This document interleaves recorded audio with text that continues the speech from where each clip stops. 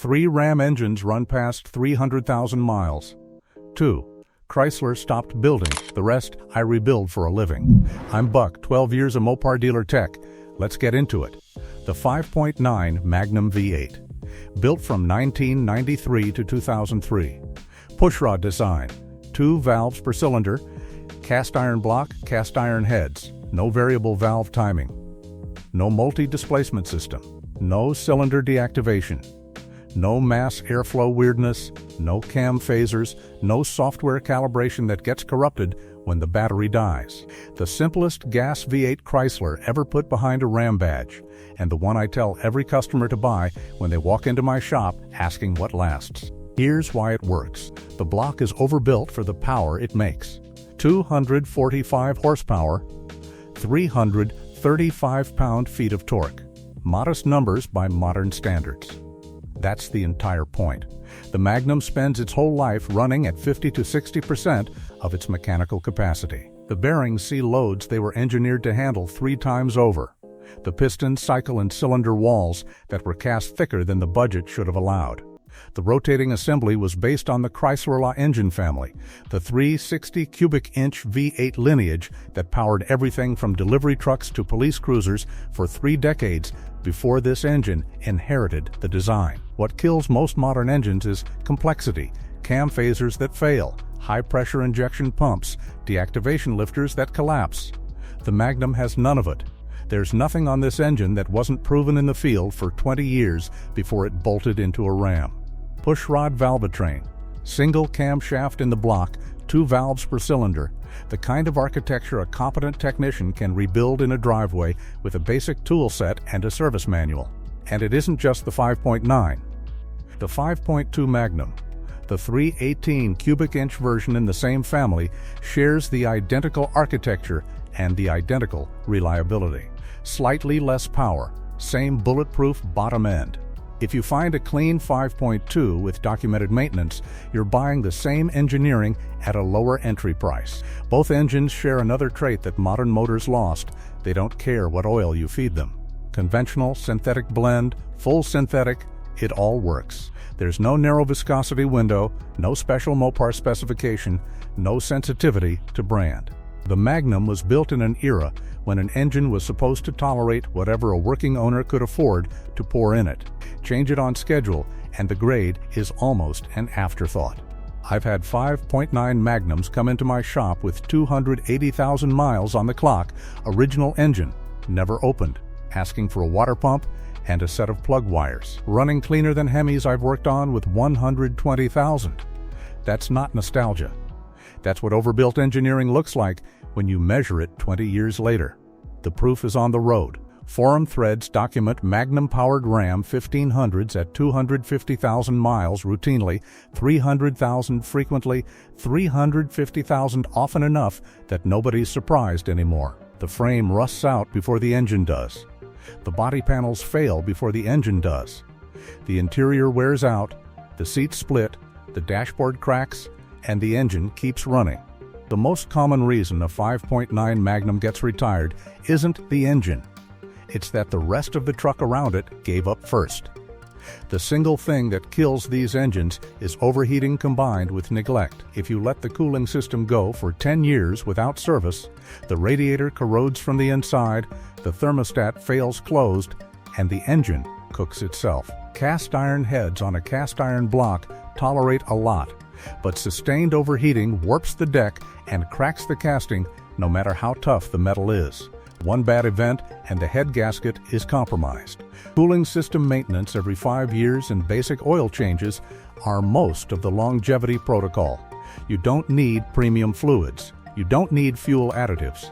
You don't need any of the products parts stores try to sell you for engine treatment. Change the oil. Change the coolant on schedule. The Magnum does the rest. There's one more thing about the Magnum every honest mechanic has to put on the table, because the Mopar crowd will call it out if I don't. The intake manifold on these engines is built in 2 pieces, a cast aluminum top and a stamped steel plenum plate underneath with a gasket sealing them together. The aluminum and the steel expand at different rates every time the engine heats and cools, and eventually that gasket works its way loose. When it lets go, the engine starts pulling oil straight up through the intake. You burn oil, you get pinging under load, the number 8 plug fouls first, and you lose power. It sounds catastrophic. It isn't. A 1/4 inch aftermarket aluminum plenum plate, about $160, replaces that flimsy factory steel piece and seals it for good. That's the one repair these engines actually ask for. Do it once, and the Magnum's last real weakness is gone. There's a reason you don't hear dealerships talking about the 5.9 Magnum. Dealers make money on engines that fail. Service revenue depends on rebuilds, replacements, and recurring repair visits. An engine that runs for 300,000 miles on basic maintenance is a financial liability for a service department. The HEMI generates labor hours. The Magnum doesn't, so the marketing pivoted to the engines that needed shops to keep them alive. That's not conspiracy talk. That's just how the math works on a dealership service floor. The real cost story makes the Magnum even better.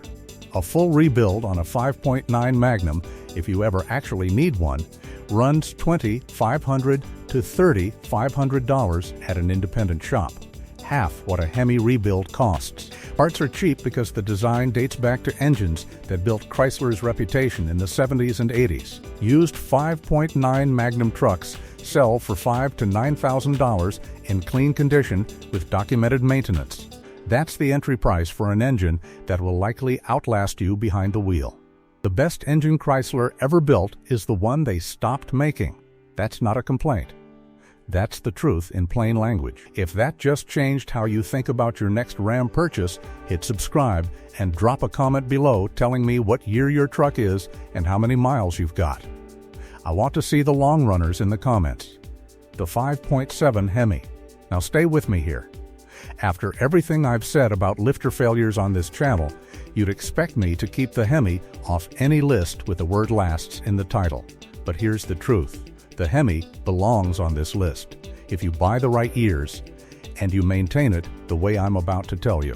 Here's how the years actually break down. The pre-VVT era, 2003 through 2008, is the safest HEMI you can buy.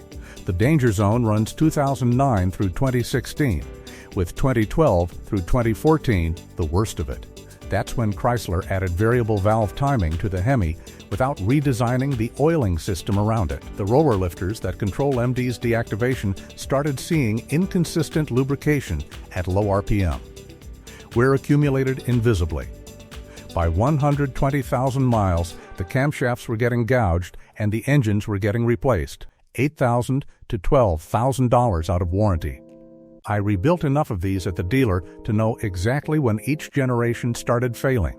The pre-V8 HEMI is different. MDs came to the Ram in 2006, a year after it launched on the cars, but without variable valve timing, the oiling demands stayed within what the original design could handle. The cam profile was fixed. The pressure dynamics were stable. The lifter wear pattern that destroyed the next generation simply doesn't show up on these engines. Same block. Same heads, same general architecture, completely different reliability outcome because Chrysler hadn't yet bolted on the complexity that broke it. Now the later VVT HEMIs, and here I have to be straight with you because there's a myth that one magic model year fixed everything. Chrysler made running changes to the lifter and the oiling over the years, and the newer engines are better than the worst of the 2012 to 2014 batch. But the MD's lifter never fully stopped being the weak point. I've pulled field lifters out of trucks built in 2019 and 2020. Anyone who tells you one specific year solved it is selling you comfort, not truth. What separates a V8 HEMI that reaches 300,000 from one that grenades at 120 isn't the build year, it's whether the owner managed the MD's lifter. When one of these rolls into my shop for a rebuild, the first thing I do is pull the factory MD's lifters and drop in the non-MD's Hellcat units the performance world swears by, then lock MD's out in the tune.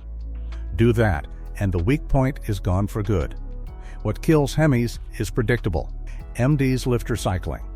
Stretched oil change intervals. 5W20 oil when 5W30 would have saved the lifters. All three of those failures are owner decisions. not engine problem. Run 5W30 full synthetic every 5,000 miles. Press tow haul mode as your default driving setting.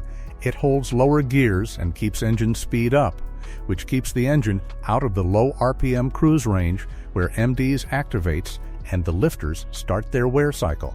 Service the cooling system every 60,000 miles. 3 habits. That's the entire survival protocol. 2 more things the HEMI demands that owners forget. First, spark plugs. The HEMI runs 16 of them, 2 per cylinder, and most owners don't find that out until a shop quotes the job. Replace all 16 together around 80 to 100,000 miles. Budget $80 to $100 in plugs and do it yourself if you can reach them, because a shop will turn it into a multi-$100 labor ticket. Second, the exhaust manifold bolts. The HEMI is notorious for snapping manifold bolts on the passenger side as the metal heat cycles over the years. You'll hear it first as a tick on cold startup that fades once the engine warms. Catch it early and it's a cheap fix. Ignore it, and you're pulling the manifold with broken studs buried in the head, the kind of job that turns a $50 repair into a $500 one. I've seen the data come through my shop. The HEMIs that reach 300,000 miles are always the trucks where the owner did exactly those things from day one. The HEMIs that die at 150,000 are always the ones where the owner trusted the oil life monitor, never thought about MDs, and only addressed the cooling system when something started leaking. Same engine, same casting, same internal hardware. 2 completely different outcomes, and the only variable that changed was the person behind the wheel. I had a 2018 HEMI roll through my shop last year with 210,000 miles, original lifters, original cam, running like the day it left the lot. The owner kept a binder, every oil change, every interval, 5W30 start to finish, the tow haul button worn smooth from use. That truck is the proof. The HEMI can absolutely last. It just refuses to carry an owner who won't carry it back. A neglected HEMI costs $8,000 to $12,000 to rebuild. A maintained HEMI costs $50 every 5,000 miles for an oil change. That's the difference. Not luck. Not factory variance. Discipline. The HEMI isn't a bad engine. It's an engine that punishes neglect and rewards discipline more harshly than anything else Chrysler has put in a truck. Treat it right and it crosses 300,000. Trust the dashboard and it doesn't see 200. The Cummins 5.9 turbo diesel. I know most of you watching are gas owners. Stay with me, because this is the engine you'd buy if you ever decided towing seriously was part of your life, or if you wanted a motor that would outlive the truck wrapped around it. Built from 1989 through 2007. The 12-valve version ran through 1998. The 24-valve replaced it and ran until 07, when emissions regulations forced Chrysler into the 6.7 Cummins to meet new diesel standards. This engine is the reason the Ram brand has the reputation it has. Inline-six turbodiesel architecture, cast iron block, forged crankshaft, forged connecting rods, cylinder walls thick enough to bore out 3 times if you ever needed to. Designed originally for industrial and medium-duty commercial applications, agricultural equipment, irrigation pumps, generator sets, before Chrysler dropped it into a pickup truck. The 5.9 Cummins was overbuilt for the chassis it ended up in, by a massive margin. Here's why it lasts. Inline-six engines are inherently balanced by their firing order. Primary and secondary forces cancel out without needing balance shafts. The block doesn't fight itself the way a V configuration does. The crankshaft sees consistent loading, the bearings see consistent pressure, and the engine runs smoother at every RPM than a V8 of comparable displacement. The Cummins operates in a low RPM torque band its entire life. Sustained highway cruising barely loads it. Towing pulls it into its sweet spot rather than stressing it. The engine spends decades at 30 to 40% of its mechanical capacity, and the rest is reserved for loads it almost never sees. There's a reason the 12-valve specifically reaches mythic status. The 1994 through 98 12-valve runs a Bosch P7100 injection pump, fully mechanical, no computer, no electronics in the fuel delivery at all. Once it's running, It'll keep running with a dead battery and a stripped wiring harness. There's nothing to corrupt, nothing to short out, nothing a software glitch can take down. That mechanical simplicity is why these engines outlive everything around them. The one known weak point is the killer dowel pin, a small pin behind the timing gear cover that can back its way out over time. It's a famous issue, it's cheap to address before it does any damage, and every 12-valve owner who actually knows the engine has already handled it. Pair that with the manual transmissions Chrysler offered behind it, the NV40 500 and the NV50 600, and you eliminate the one component that kills these trucks. No automatic to overheat. No valve body to fail. Just a clutch you replace every couple 100,000 miles. The later Common Rail 5.9 from 2003 to 07 brought modern injection and quieter operation while keeping the same overbuilt bottom end. It added electronics the 12-valve never had, which is the only reason purists still chase the older trucks, but even the Common Rail outlasts almost anything gas Chrysler built in the same years. Different fuel system. Same indestructible foundation. The proof is mileage that doesn't sound real until you check the receipts. 500,000 miles on an original engine is routine in the Cummins community. 700,000 is common enough that nobody questions it. 1 million miles on an original block, original head, original turbocharger, documented multiple times, with photographs, maintenance logs, and odometer readings. The cult following around the 12-valve Cummins exists because the engine actually delivers what the owners claim. It isn't hype. It's the result of an industrial-grade power plant doing pickup truck duty for 2 decades. The thing that kills these trucks isn't the engine. It's the transmission bolted behind it. The 47R and a 48R, the automatics Chrysler put behind the 5.9, fail before the engine does, often twice. Sometimes 3 times. I've had Cummins-powered Rams roll into my shop with 600,000 miles on the engine, original injectors still working, original turbo still spinning, and a transmission on its 3rd rebuild sitting in front of it. That's the Cummins story. The engine outlives the drivetrain wrapped around it. When the automatic does let go, a rebuild runs $3,000 to $5,000 and people pay it without blinking, because the engine in front of it is worth 10 times that and shows no sign of stopping. The other weak points are all in the fuel system. The lift pump on the 24-valve is notorious for failing early. Swap it for an aftermarket FAS or AirDog and the problem's gone for good. Injectors wear after 200,000 or 300,000 miles. The VP44 pump on certain years has its own issues. Every one of those is fixable, predictable, and cheap next to what the engine is worth. The block, the head, the crank, the rotating assembly, none of it wears out on a maintained Cummins. It just keeps going. A clean 12-valve from the 90s sells for $20,000 to $30,000 today, more than the original sticker price in 1995. The market understands what these engines are. The supply is finite because Chrysler stopped building this generation in 07. The demand keeps climbing because nothing built since has matched the reliability. You buy a gas Ram for what it's worth today. You buy a Cummins for what it'll be worth 20 years from now, because it'll still be running. 3 engines. 1 simple V8 Chrysler stopped building. 1 HEMI that only survives if you respect it. 1 diesel that outlasts everything bolted to it.